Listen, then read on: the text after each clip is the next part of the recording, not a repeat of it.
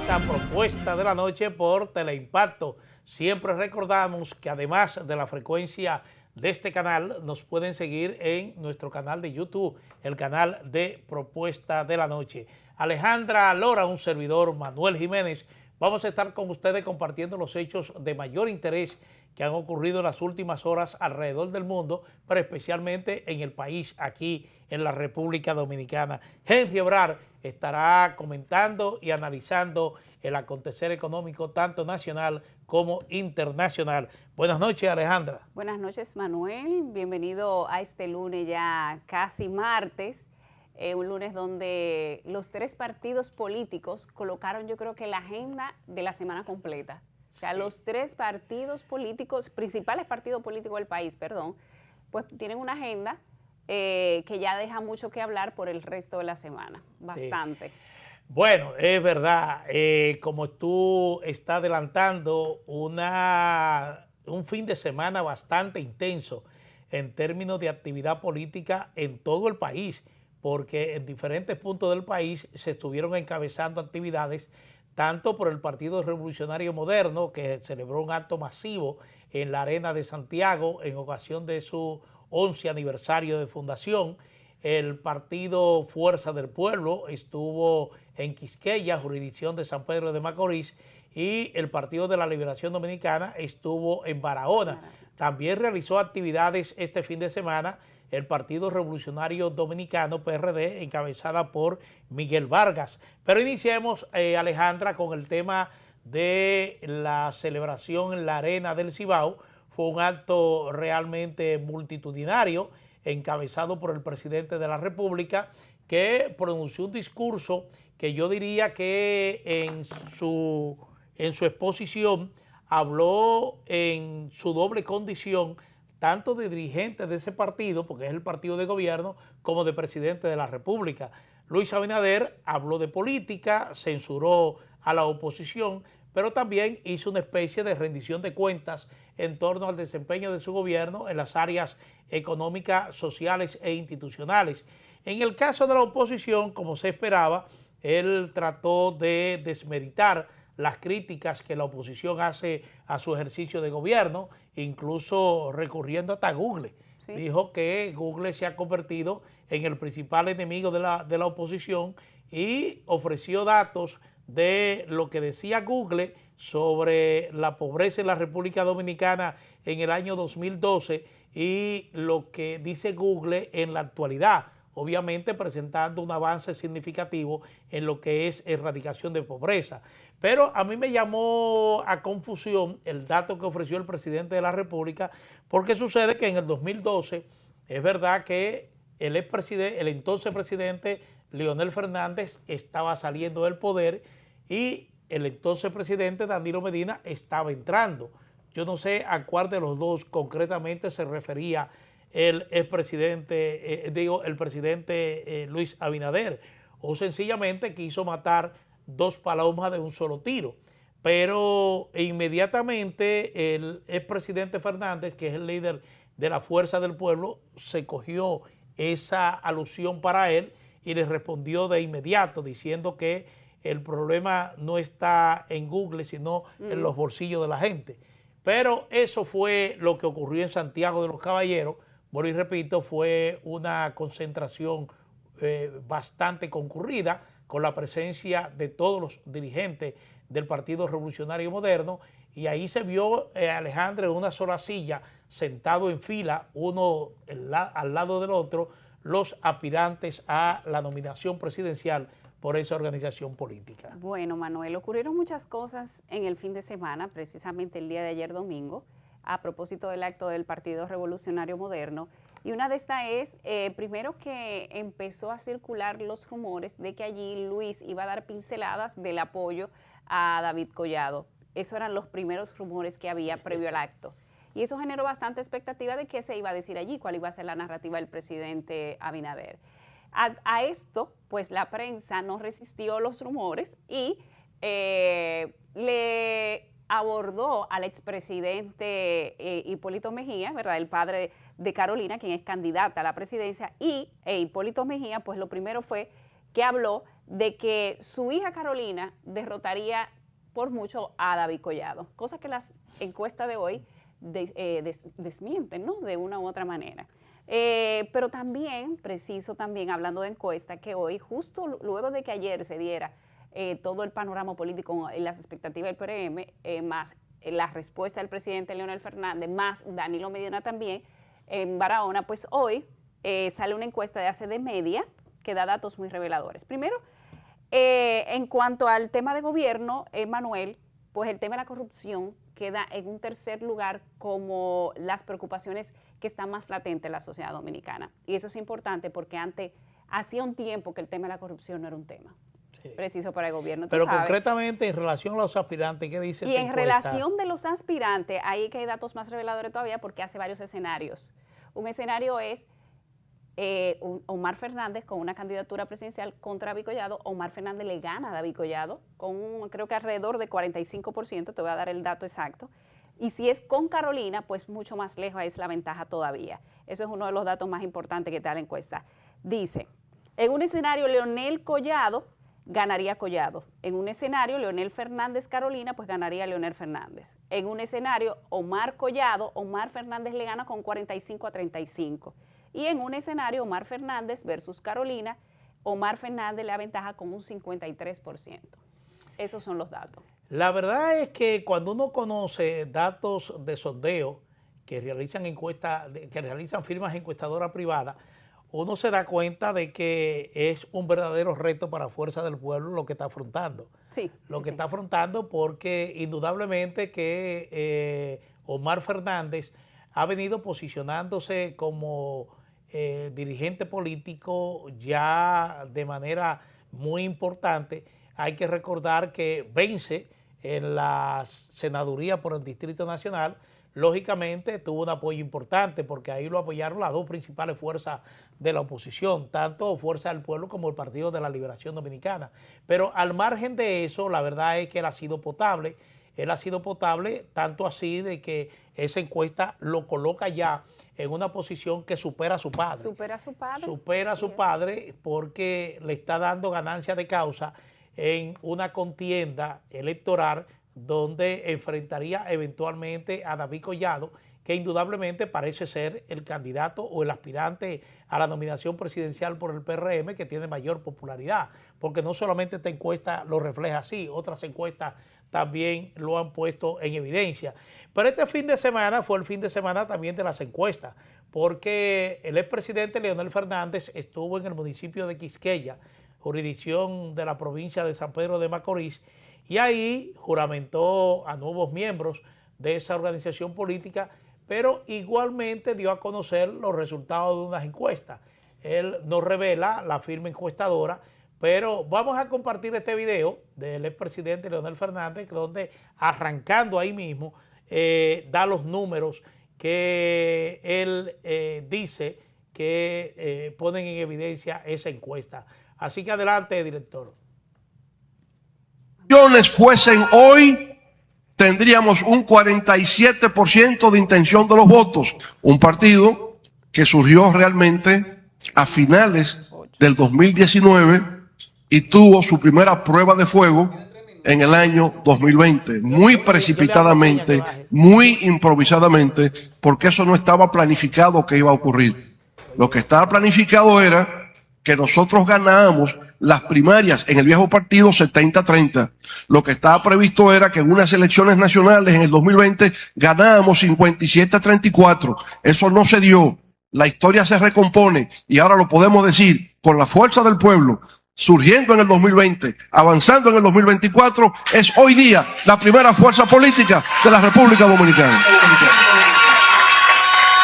Con los números que ofreció el expresidente Fernández, lo único que él habla, por ejemplo, de que en las primarias del Partido de la Liberación Dominicana del año 2019, dice él, lo que estaba previsto era un 70-30, pero la realidad fue otra. La realidad fue otra porque fue precisamente en esa primaria donde resultó electo el de Barahona, el ministro de Obras Públicas, Gonzalo Castillo, como candidato presidencial del Partido de la Liberación Dominicana. Pero, Alejandra, volvemos a insistir, este fin de semana fue un fin de semana donde la participación política fue apabullante, porque si bien el expresidente Fernández estuvo en San Pedro de Macorís y el Partido Revolucionario Moderno celebró su aniversario en Santiago de los Caballeros, Danilo Medina, presidente del Partido de la Liberación Dominicana y también expresidente de la República, estuvo encabezando una asamblea municipal en el municipio de Barahona, el municipio cabecera de Barahona, donde igualmente hubo una presencia de militantes y simpatizantes de esa organización política apreciable. Y yo diría que el PLD realmente en estas 2 últimas semanas se ha mudado a Barahona. Uno no quisiera pensar que esto es el efecto de el paso a fuerza del pueblo del senador José del Castillo Sabiñón, pero hace una semana en Barahona estuvo el secretario general Johnny Pujol y ahora estuvo el presidente del partido, Danilo Medina. Al salir de esa asamblea, igualmente el presidente Medina ofreció unas declaraciones donde emplaza al gobierno a explicar por qué el aumento del costo de la inversión que se está haciendo en la construcción de la presa de Montegrande, que se está ejecutando en el sur del país. Vamos a ver lo que dijo el expresidente Medina. Cuando le suman lo que se van a gastar en los canales para sacar el agua, se va a ir por encima de los 800 millones. Eso merece una explicación del país. El país necesita que le expliquen cómo es que una obra que está cuantificada a sus inicios en 249 termine siendo prácticamente 3 veces su valor y no se ha terminado todavía. Presidente. Sí. Bueno, eso fue lo que dijo el expresidente Medina en Barahona. Bueno, empezamos presentando este resumen realmente de las actividades políticas que se realizaron durante el fin de semana para insistir en lo que decíamos al principio, bastante intensa la actividad durante el fin de semana. Uno diría de que el país prácticamente está en campaña. Uno suponía que el 2026 iba a ser un año muy activo en términos de actividades políticas, porque ya para el 2027 los partidos políticos tienen ya que ir presentando su candidato presidencial, pero también y afinando para la selección de los candidatos a nivel congresual y a nivel municipal. Y eso hace que este 2026 sea un año de actividad política intensa. Y esto va a seguir cada fin de semana, Alejandra. Cada fin de semana vamos a asistir a eso. Igualmente, el presidente del Partido Revolucionario Dominicano, Miguel Vargas Maldonado, estuvo también en el interior del país encabezando una actividad política.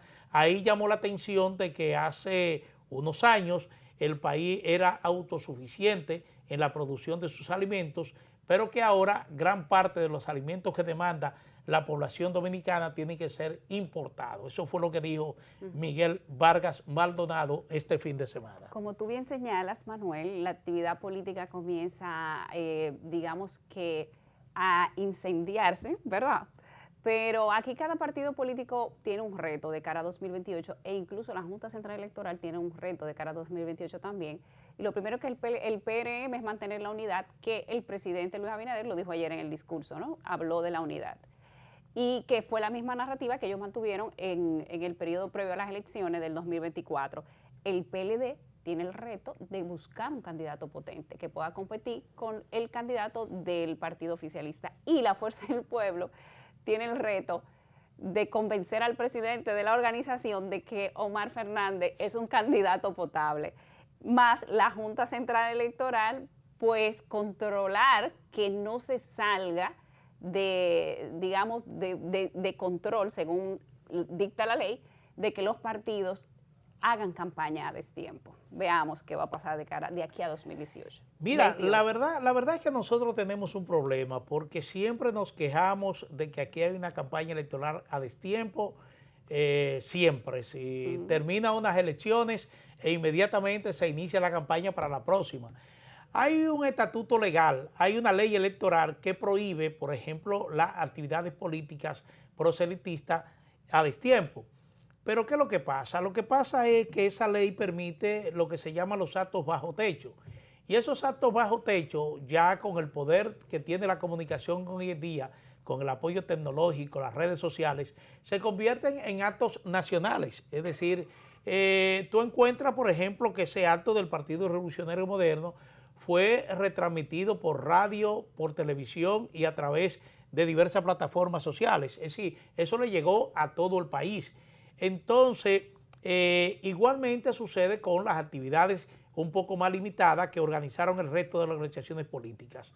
Entonces, la ley electoral tiene mucha falencia, adolece realmente de controles efectivos para que el país no tenga la impresión de que estamos permanentemente en campaña. Mire, en Brasil, este fin de semana se inició el carnaval. El carnaval arrancó. Y sucede que en Río de Janeiro hubo un acto de homenaje a Luis Ignacio Lula da Silva, que es el presidente de Brasil, pero que igualmente se va a presentar a la reelección, su cuarta reelección no consecutiva en Brasil. Pero la celebración de ese acto, que fue encabezado por Luis Ignacio Lula da Silva, ha despertado o ha movido a la oposición a amenazar con elevar un recurso al Tribunal Electoral de Brasil, diciendo que Lula da Silva habría violentado lo que es la ley electoral brasileña. ¿Qué establece la ley electoral brasileña? Que él tiene todavía 6 meses para ser programado oficialmente por el Partido de los Trabajadores como su candidato a la presidencia de la República o a la reelección en Brasil. Pero sucede que la ley prohíbe que 6 meses antes usted haga cualquier tipo de actividad que se considere proselitista. Entonces, aquí esto tiene un riesgo legal para Lula, porque la oposición ya está advirtiendo que va a elevar ese recurso ante el Tribunal Electoral. Si el Tribunal Electoral determina que la oposición tiene razón, que Lula no debió encabezar ese acto, sencillamente lo que hace es que lo inhabilita, porque son consecuencias fuertes lo que tiene esa legislación electoral en Brasil. Entonces, aquí sucede que los partidos hacen todo tipo de actividad y aquí la Junta Central Electoral parece que nada más está limitada a emitir una amonestación. Sí, bueno, igual los partidos políticos, Manuel, tú has visto que cuando tienen celebración y acto en el que la Junta les llama la atención, entre ellos mismos prácticamente se defienden. O sea, aquí está pasando algo diferente que lo que pasa en Brasil. Yo he visto decir a un partido político, bueno, pero hay que tener cuidado con lo que está diciendo la Junta porque a nosotros también nos pueden en algún momento amonestar. O sea, que aquí es todo lo contrario lo que está pasando allá. Bueno, aquí hay una amistad, una relación bastante estrecha entre los partidos políticos que se protegen uno con otro. Se protegen. Y entonces, la clase política se protege ahí. Resulta que, bueno, si es así, que siga la actividad política, pero hay que prepararse porque vuelvo y insisto de que este año, cada fin de semana, estaremos asistiendo a esos actos bajo techo, pero que en definitiva uno lo puede interpretar como actos de proselitismo. Eso es lo que está ocurriendo en la República Dominicana y va a seguir ocurriendo hasta que no cambiemos la ley electoral y se establezcan sanciones más fuertes, más efectivas en contra de las organizaciones políticas que protagonicen estas actividades de campaña a destiempo. Pero vamos a esperar. Bueno, señores, vámonos con unos consejos comerciales y cuando retornemos, Henry Ebrard estará con su análisis y comentario económico.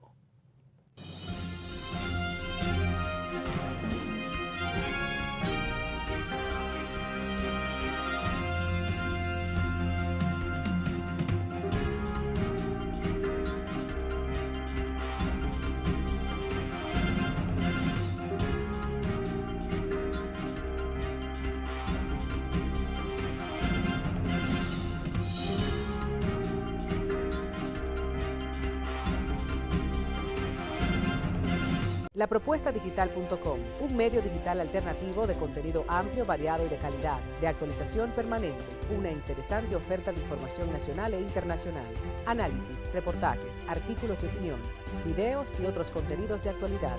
Toda la información y el análisis están aquí. lapropuestadigital.com. En la mañana con Teleimpacto. En la mañana con Teleimpacto, un espacio de análisis, entrevistas y comentarios sobre el acontecer nacional e internacional. Nelson Encarnación, Manuel Jiménez, Gregory Caimares, Graciela Fontaneto, especialista en medicina estética, y Argenis Viñas, hablándonos de cine. En la mañana con Teleimpacto, de lunes a viernes, de 7 a 9 de la mañana. También síguenos en YouTube. Y ahora, el bateador se prepara con 2 outs.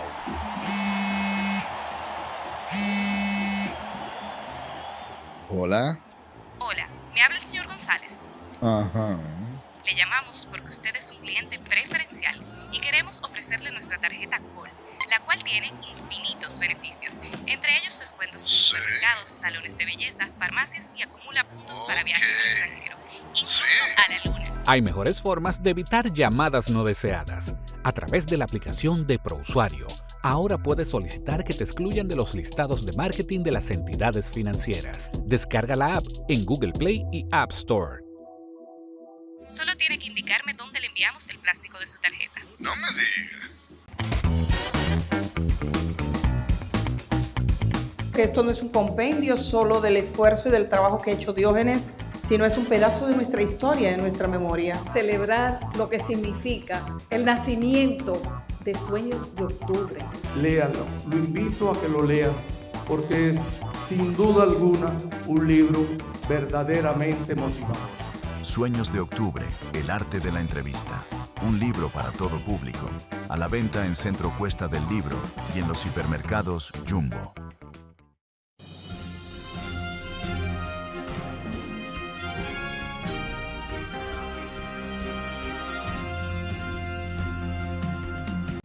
Bueno, Henry Abral nos tiene informaciones muy importantes y muy recientes sobre indicadores económicos. Así que adelante, don Henry.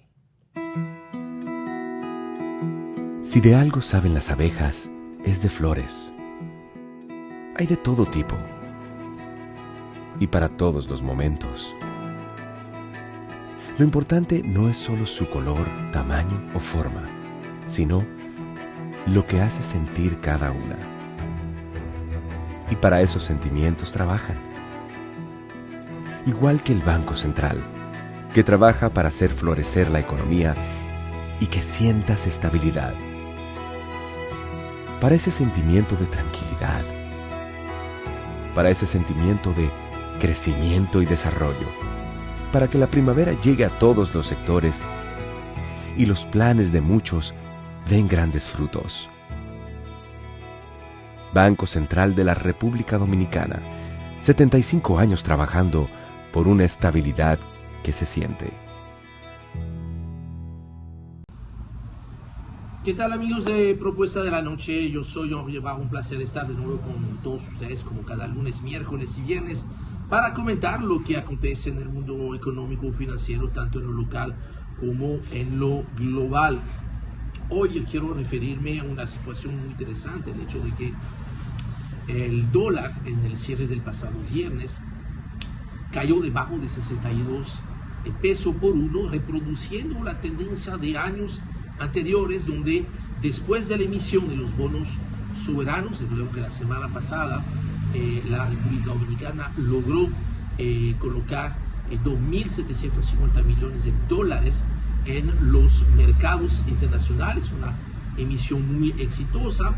Eso ha hecho que esta avalancha de dólares en la economía dominicana provoca nuevamente una reducción del tipo de cambio. El dólar cerró el pasado viernes en 61,97, muy por debajo de los 65 algo, que es el promedio proyectado para el año 2026. Además del tema de los bonos soberanos, hay que reconocer que los sectores generadores de divisas que habían logrado alcanzar un nuevo récord de prácticamente 48.000 millones de dólares en el año 2025, se perfila que puedan superar por primera vez en la historia los 50.000 millones de dólares. Claro, todavía un poco temprano porque apenas hemos concluido un mes y medio de este año, pero ya los primeros datos que se darán a conocer del mes de enero nos confirman la tendencia a la aceleración que pudimos observar durante el último trimestre del año 2025. Veamos, en el caso de las remesas, que es el último dato que se dio a conocer el fin de semana pasado, el Banco Central informó que las remesas crecieron en un 7% en el mes de enero 2026 al registrarse 982.6 millones de dólares, o sea, 61.5 millones de dólares por encima de los 935.6 millones de dólares del año anterior. Este crecimiento de un 7% prácticamente duplica el crecimiento que tiene proyectado el Banco Central de la República Dominicana, y con eso, de mantenerse esta tendencia por primera vez en la historia durante el año 2026, vamos a superar el nivel de los 12.000 millones de dólares. ¿Qué decir del tema del turismo? Hemos visto la semana pasada también el Ministerio de Turismo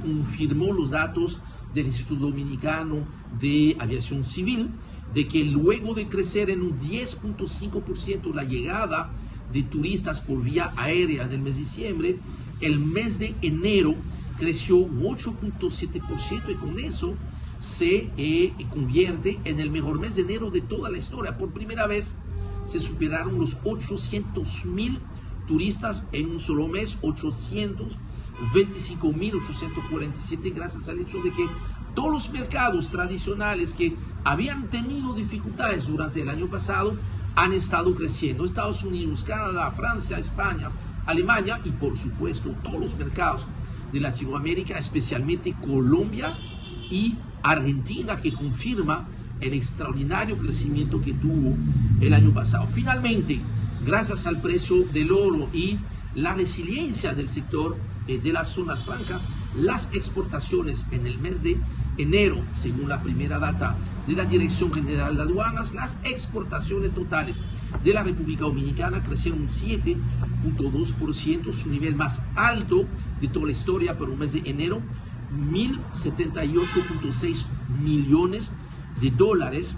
Ese son prácticamente 73 millones de dólares adicionales en un solo mes. Todo deja indicar de que en este año 2026 los sectores generados de divisas, sumando turismo, exportaciones de bienes y servicios, remesas y por supuesto inversión extranjera, van a cerrar este año 2026 por primera vez por encima de los 50.000 millones de dólares. Entiendo que eso es una muy buena noticia arrancando esta semana, esta nueva semana del mes de febrero. O sea, si hasta aquí llega mi comentario económico en el día de hoy, les invito a que siempre me sigan allá en mi cuenta de Twitter, @ZebrarH, y por supuesto la cita con ustedes para este miércoles, mismo lugar, misma hora. Hasta luego, cuídense mucho. Si de algo saben las abejas, es de flores. Hay de todo tipo y para todos los momentos. Lo importante no es solo su color, tamaño o forma, sino lo que hace sentir cada una.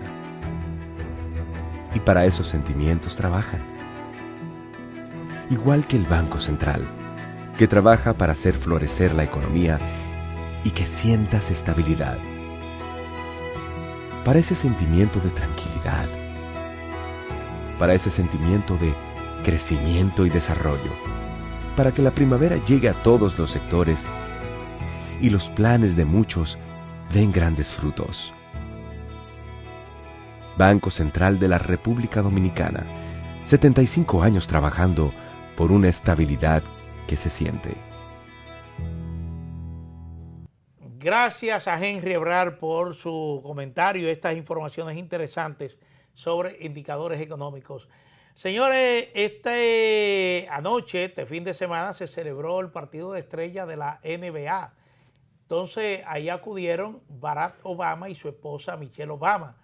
Lo enfocaron en la pantalla gigante de que estaban sentados entre el público y eso provocó una gran ovación por parte del público. Vamos a poner el sonido brevemente, director, para que se escuche realmente ese aplauso a Barack Obama.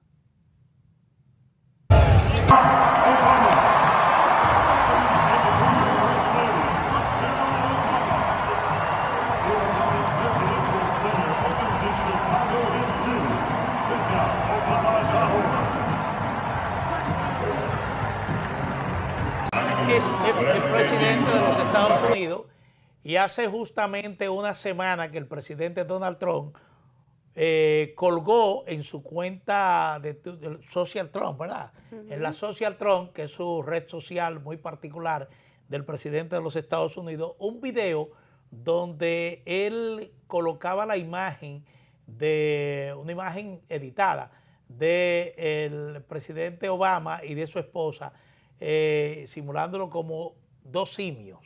Eso generó muchas reacciones en contra y críticas en los Estados Unidos, y esa ovación que ustedes oyeron ahí a Obama es simplemente una respuesta a esa actitud del presidente de los Estados Unidos, Donald Trump. Esa es la respuesta que dio el público a ese video que, vuelvo y repito, fue muy criticado porque evidentemente es una falta de respeto contra una persona que ocupó la primera magistratura del Estado de los Estados Unidos. Pero ahí está la respuesta. Tú puedes tener razón, en parte sí, porque está muy reciente el tema del video que colocó el presidente Trump, pero también hay que decir, Manuel, que su esposa, por ejemplo, Michelle Obama, ha ganado mucha popularidad entre otros públicos más allá de la política, con una serie de programas y contenidos muy interesantes, muy sociales, muy apegados a la sociedad americana. Y el propio Obama es popular también. El propio Barack Obama cerró dos periodos presidencial con una migración controlada, con una economía controlada, o sea, un periodo muy importante de gobierno en su gobierno, pero también ahora dedicado a la tarea de empresario. O sea, ellos no tienen por qué tener impopularidad en este tiempo, no hay por qué. Sí, bueno, pero uno lo relaciona con el hecho más cercano a esa ovación, que fue precisamente esa desconsideración del presidente Trump hacia dos grandes figuras de los Estados Unidos. Miren, señores, el Partido de la Liberación Dominicana, creíamos que habíamos agotado en el segmento anterior el tema político, pero para el 22 de este mes, el Partido de la Liberación Dominicana ha convocado a su comité central. Ese comité central tendrá la responsabilidad ya de avalar a los aspirantes, avalar o certificar las aspiraciones presidenciales en esa organización política para posteriormente entonces ya identificar a uno que sería virtualmente el candidato presidencial del PLD. Entonces, ya cuando la ley electoral lo permita, entonces se oficializa esa candidatura. Ese es el plan que tiene el Partido de la Liberación Dominicana, obviamente reconociendo que está en desventaja, porque cuando usted ve, por ejemplo, Fuerza del Pueblo, todo el mundo asume, salvo los resultados de esta encuesta de ACD Media, todo el mundo asume que el expresidente Leonel Fernández será el candidato y anda recorriendo todo el país. En el caso del Partido de la Liberación Dominicana y el Partido Revolucionario Moderno, todavía tiene que seleccionar un candidato.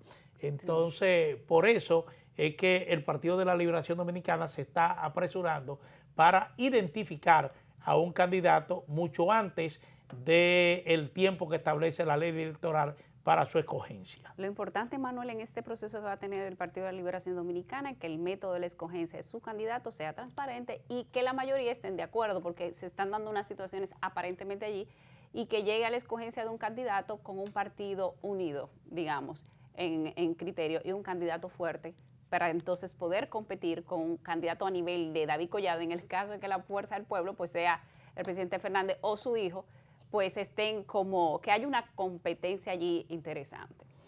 Bueno, se torna interesante este proceso. Vamos a ver en qué termina.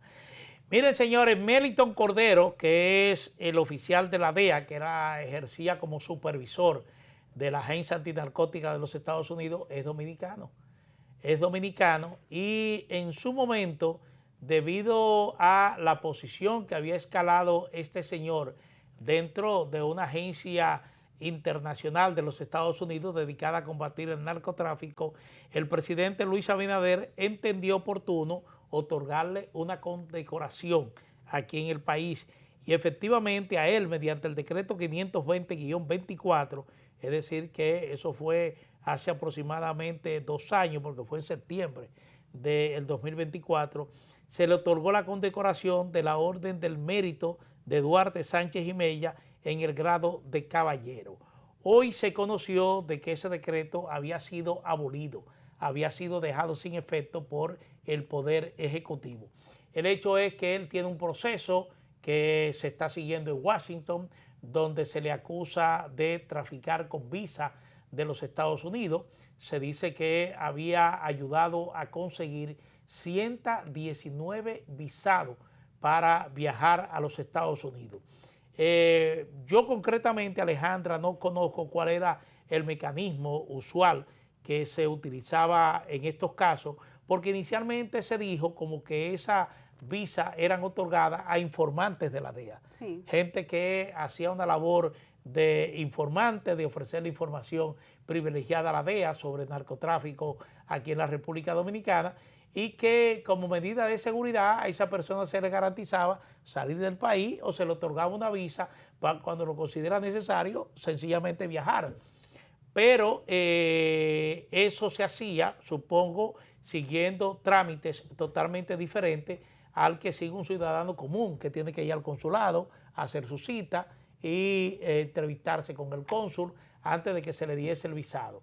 Pero lo que están alegando las autoridades de los Estados Unidos era que él cobraba por este trabajo, por estas gestiones. Sí, se han dado, bueno, las informaciones no están muy claras, porque tal como tú dices al principio sí se decía que eran los informantes, pero parece que es un tipo de visa especial. Ahora, la pregunta que yo me hago, Manuel, es, ahora hasta el momento solo hay acusaciones, no hay un caso, creo que no hay un juicio todavía, no hay un caso formal. ¿Estaba bien que le quitaran la medalla al mérito que le había sido otorgada hace unos meses? No sé. Porque, es una pregunta interesante. Claro, porque eso es como, ya está juzgado.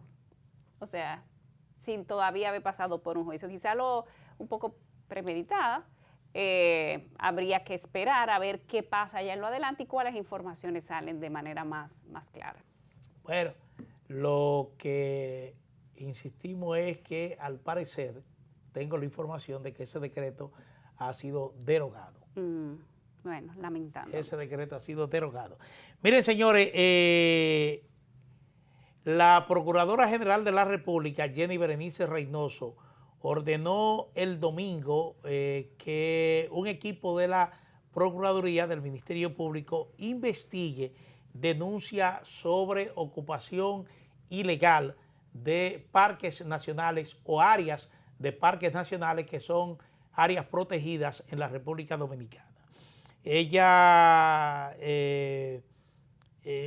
encargó a un equipo que es encabezado por Camacho. El primer nombre de Camacho es Wilson Camacho. Wilson Camacho encabeza este equipo. La Procuraduría distribuyó un mapa donde aparecen al menos 9 parques nacionales donde se habrían presentado este tipo de irregularidad, es decir, intervenciones en áreas de esos parques nacionales de manera irregular e ilegal. La responsabilidad de estos fiscales es investigar y establecer responsabilidades en cada uno de estos casos porque se trata de una investigación penal. Bueno, sí, yo creo que todo el conflicto comenzó por el Parque Nacional Jaragua.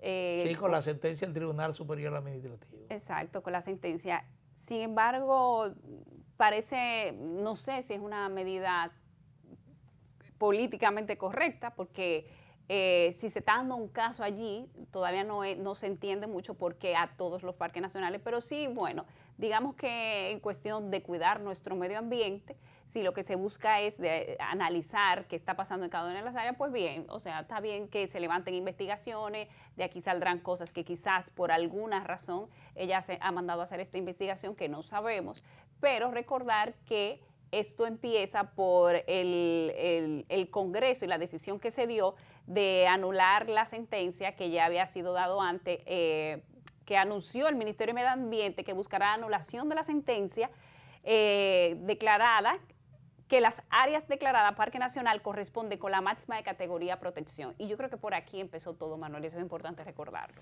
Sí, bueno, lo que hay que ver es eso, porque realmente se llaman áreas protegidas porque no se permite ningún tipo de intervención en esas áreas, en esos parques nacionales. Y a mí me sorprende sobre todo el mapa que dio a conocer la propia Procuraduría General de la República, donde identifica los lugares de cada uno de los parques nacionales donde se habían producido estas intervenciones ilegales. Y uno se pregunta, bueno, pero ¿qué hacía el Ministerio de Medio Ambiente y Recursos Naturales? Que es quien tiene la potestad de vigilar que esos parques no sean ni mutilados ni intervenidos. Es decir, uno se pregunta eso. Sí, eso es la falta de información, básicamente, que hay detrás.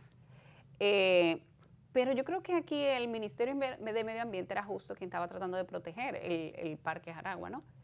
Sí, bueno, después de la sentencia ellos emitieron un comunicado diciendo de que iban a recurrir, en apelación a esa sentencia, pero tampoco se conoce si en el curso del proceso el Ministerio de Medio Ambiente se hizo representar por abogados.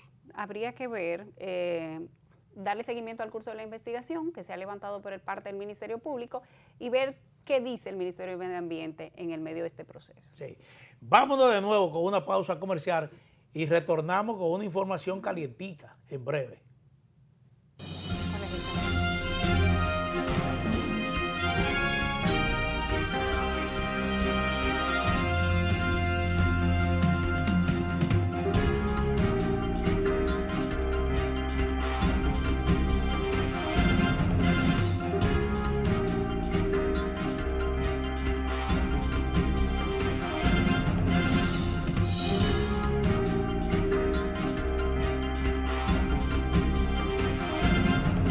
En la mañana con Teleimpacto. En la mañana con Teleimpacto, un espacio de análisis, entrevistas y comentarios sobre el acontecer nacional e internacional. Nelson Encarnación, Manuel Jiménez, Gregory Caimares, Graciela Fontaneto, especialista en medicina estética, y Argenis Viñas, hablándonos de cine. En la mañana con Teleimpacto, de lunes a viernes, de 7 a 9 de la mañana. También síguenos en YouTube.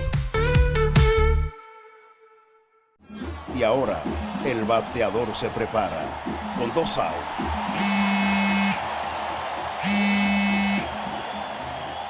Hola. Hola, me habla el señor González. Ajá.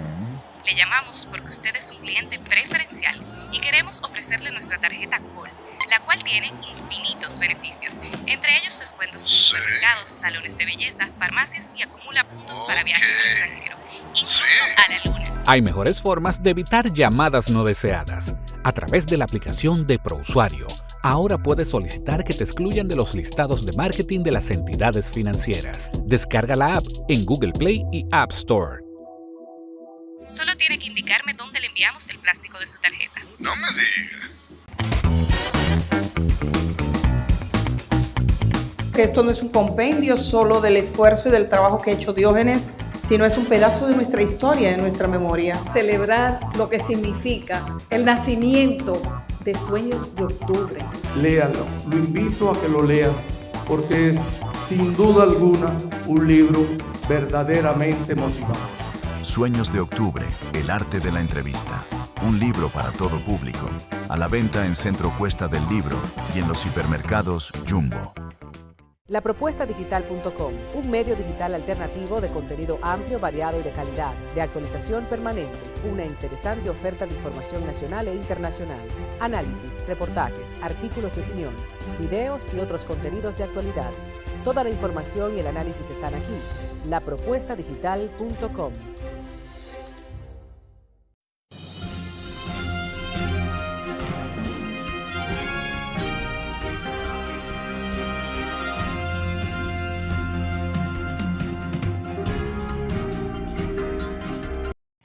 Bueno, el medio de prensa Panorama está publicando en portada una información que llama mucho la atención. tenemos la portada realmente ahí. Esa portada que ustedes ven ahí, dice el medio en un trabajo periodístico de investigación, el titular que resalta es el otro Senasa. Cuando uno va a ver el medio, está revelando que en la gestión de Mario Lama, al frente del Servicio Nacional de Salud, se habían hecho contratos mediante la modalidad de excepción por 13.000 millones de pesos y que estos contratos se referían a servicios médicos en los hospitales públicos. Esa es la información que trae este medio. En el día de hoy nosotros sabemos que cuando Mario Lama salió del Servicio Nacional de Salud pidió que se hiciese una auditoría a su gestión. Es decir, que esa auditoría debe estar en curso.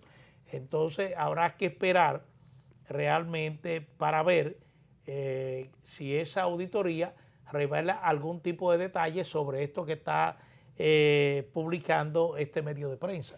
Correcto, Manuel, porque yo creo que en la Procuraduría General de la República, cada vez que vea un titular de prensa, no va a salir inmediatamente a perseguir el supuesto acto de corrupción. Y hay que tener mucho cuidado con esto porque se puede relajar digamos que el término hasta corrupción.